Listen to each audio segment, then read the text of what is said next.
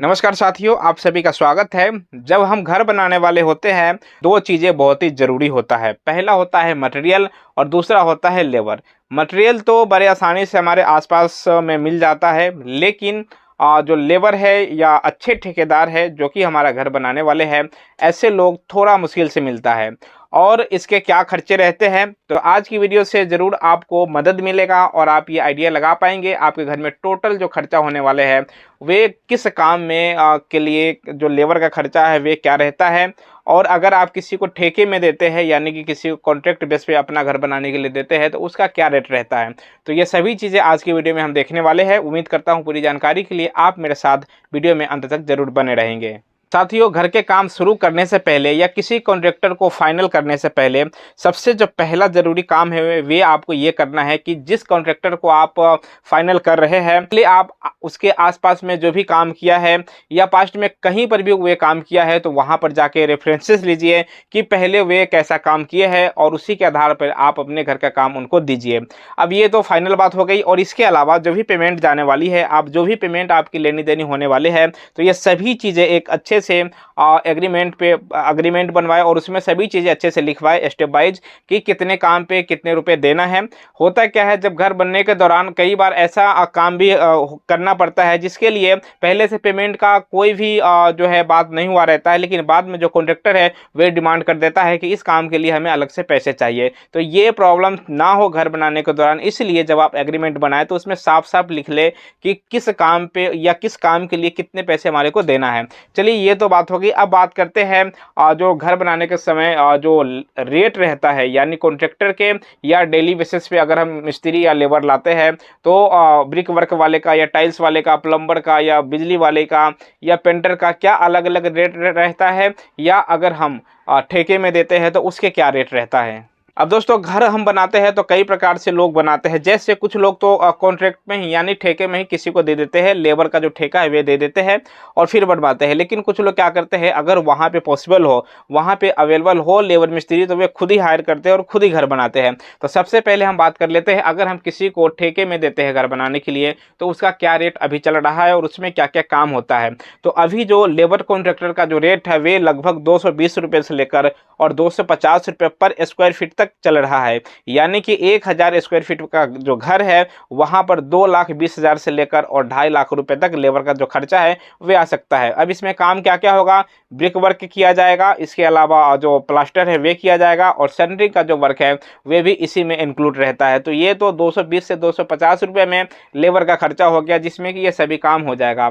अब टाइल्स वाले की बात करें तो टाइल्स का कई प्रकार से काम किया जाता है। एक तो लमसम में किया जाता है, मानो 1000 स्क्वायर फीट का घर है तो टोटल 50 रुपये पर स्क्वायर फीट के हिसाब से जो रेट है वे लिए जा सकते हैं, या इसके अलावा आइटम वाइज भी या अलग अलग काम के जो रेट है वे भी लिए जाता है। जैसे वॉल टाइल्स है उसके अलग रेट रहेगा, फ्लोर टाइल्स के अलग है, फ्रंट टाइल्स के अलग है, ग्रेनाइट मार्बल कोटा स्टोन जो अगर लग रहा है तो उसके रेट अलग है। अब इसके क्या रेट रहता है, तो अगर हम वॉल टाइल्स की बात करें रेट की, तो इसका जो रेट है 20 रुपये से लेकर और 30 रुपये पर स्क्वायर फीट के हिसाब से रहता है। फ्लोर टाइल्स की 25 रुपये से 35 रुपये पर स्क्वायर फीट तक जो लेबर रेट है वे है। इसके अलावा अगर हम मार्बल लगाते हैं तो उसका भी 25 से 35 रुपये पर स्क्वायर फीट तक जो रेट है वे आता है, जिसमें कि इसके जो पॉलिश है वे इंक्लूड नहीं रहता है।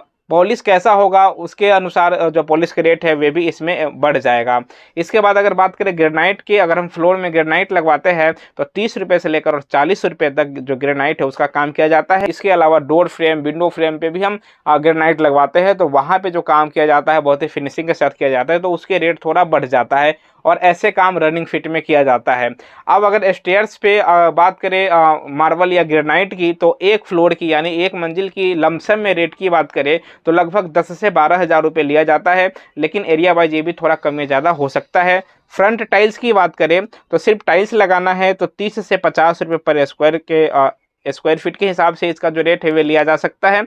और ये भी डिपेंड करेगा टाइल्स कैसा, कहाँ पे और किस प्रकार का टाइल्स है, क्या उसमें फास्टनर लगाया जा रहा है या सिंपल साधारण टाइल्स है वे लगाए जा रहे हैं। इसी के अकॉर्डिंग 30 से 50 रुपये पर स्क्वायर फीट तक जो फ्रंट के टाइल्स है उसके रेट लगाने के लिए जा सकते हैं। अब अगर प्लम्बिंग की बात करें तो 1000 स्क्वायर फीट में अगर घर बना रहे हैं और प्लम्बिंग की रेट की बात करें तो लगभग लमसम में 15 से 20 हज़ार रुपये जो प्लम्बिंग है, प्लम्बिंग के काम के लिए है वे ले सकते हैं, जिसमें कि सभी काम जो प्लम्बिंग का होता है वे हो जाएगा। जैसे कि इसमें सैनिटरी फिटिंग का, टैंक फिटिंग का, वाटर टैंक है वे फिटिंग का, इसके साथ टैप वगैरह है, ये सभी चीज़ें जो भी प्लम्बिंग का काम है वे सभी चीज़ें इसी में इंक्लूड रहेगा।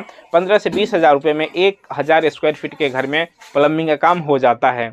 इसके अलावा इलेक्ट्रिशियन की बात करें तो 1000 स्क्वायर फीट के घर के लिए 18 से 20 हज़ार रुपये ले सकते हैं, जिसमें कि सभी काम जैसे वायरिंग, स्विच, सॉकेट, ये सभी जो भी लगाना है ये सभी चीज़ें हो जाता है।